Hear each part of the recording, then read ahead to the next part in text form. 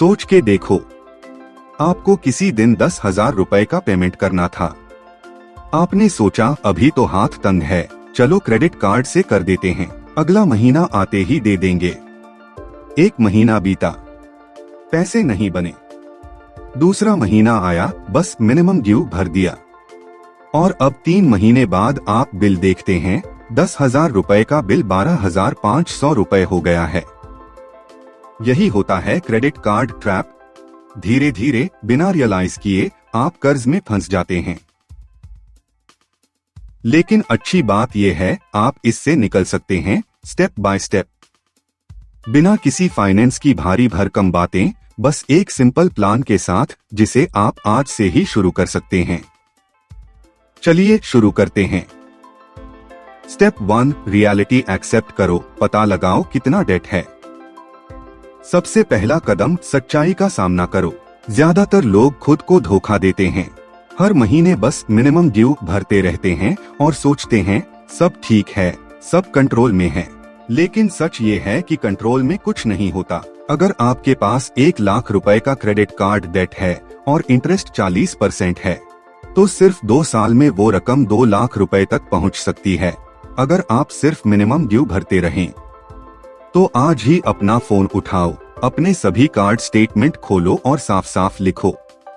Card 1 58,000 रुपए, card 2 42,000 रुपए, card 3 15,000 रुपए, टोटल 1,15,000 रुपए। बस यही आपका स्टार्टिंग पॉइंट है। जब तक आपको सही नंबर पता नहीं होंगे, तब तक कोई प्लान काम नहीं करेगा। कर्ज से निकलने की पहली सीढ़ी है कर्ज की सच्चाई जानना। स्टेप 2, नया डेट लेना बंद करो। जब तक आप नए स्वाइप करते रहेंगे, आप कभी इस कर्ज से आजाद नहीं हो पाएंगे। तो आज से कुछ नियम बना लो। कोई नया खरीदारी क्रेडिट कार्ड से नहीं, कोई नया EMI नहीं, और सबसे बड़ी बात, एक कार्ड से दूसरे कार्ड का बिल मत भरो। अगर जरूरत हो तो अपने कार्ड को फ्रीज कर दो। डेबिट कार्ड या UPI से काम चलाओ। थोड़ा दिक्कत होगी, लेकिन यही वो सैक्रिफाइस है जो फ्रीडम के रास्ते पर ले जाएगा। स्टेप 3, समझो इंटरेस्ट का गेम। क्रेडिट कार्ड का इंटरेस्ट होता है 30% से 42% तक हर साल, और अगर आप सिर्फ मिनिमम ड्यू भरते हो तो बाकी अमाउंट पर हर दिन इंटरेस्ट बढ़ता रहता है।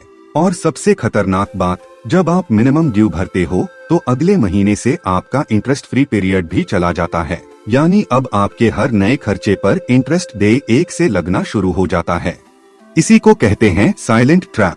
आप सोचते हो मैं तो थोड़ा थोड़ा भर रहा हूँ, लेकिन बैंक हर दिन आपसे पैसा कमा रहा होता है।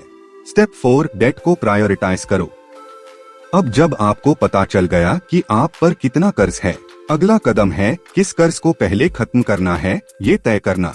इसके 2 तरीके हैं। एक एवलांच मेथड, सबसे ज्यादा इंटरेस्ट वाले कार्ड को पहले क्लियर करो, इससे आप लंबे समय में ज्यादा पैसा बचाओगे। 2 स्नोबॉल मेथड, सबसे छोटा बैलेंस पहले क्लियर करो, छोटी जीत से मोटिवेशन मिलेगा और कॉन्फिडेंस बढ़ेगा। स्टेप 5, बैलेंस ट्रांसफर या लोन ऑप्शन। अगर आपका क्रेडिट स्कोर 700 से ऊपर है तो आपके पास एक आसान रास्ता है। आप अपने क्रेडिट कार्ड का हाई इंटरेस्ट डेट किसी पर्सनल लोन में ट्रांसफर कर सकते हो। और सबसे अच्छी बात, पर्सनल लोन में EMI फिक्स्ड होती है, तो प्लानिंग आसान हो जाती है। बस एक रूल याद रखो, ट्रांसफर करने के बाद कार्ड को दोबारा मत चलाना। स्टेप 6, इमरजेंसी फंड बनाओ। अक्सर लोग डेट में इसलिए फंसे रहते हैं क्योंकि उनके पास कोई बैकअप नहीं होता। एक इमरजेंसी फंड बनाना शुरू करो, चाहे 5,000 रुपए हो या 10,000 रुपए हर महीने। धीरे धीरे इसे इतना बढ़ाओ कि 3 महीने के खर्च इसमें आ जाएं। याद रखो, डेट फ्री होना सिर्फ पुराना कर्ज चुकाना नहीं है, बल्कि नया कर्ज अवॉइड करना भी है। Step 7, automation tracking. अब आता है डिसिप्लिन वाला हिस्सा। हर महीने की प्रोग्रेस ट्रैक करो। सबसे पहले ऑटो पे सेट करो मिनिमम ड्यूज के लिए, ताकि कोई लेट फी ना लगे और आपका क्रेडिट स्कोर सेफ रहे। फिर हर महीने एक बार अपनी प्रोग्रेस नोट करो। स्टेप 8, क्रेडिट बिहेवियर इम्प्रूव करो। अब जब आपका कर्ज घटने लगा है तो अपनी क्रेडिट हैबिट्स भी सुधारो। EMI हमेशा टाइम पर भरो। कार्ड लिमिट का 30% से ज्यादा यूज मत करो। नए लोन्स लेने से पहले 2 बार सोचो। आपका बिहेवियर ही आपके फाइनेंशियल फ्यूचर की फाउंडेशन है। स्टेप 9, माइंडसेट बदलो। क्रेडिट कार्ड बुरा नहीं है, इसे गलत इस्तेमाल करने का तरीका बुरा है।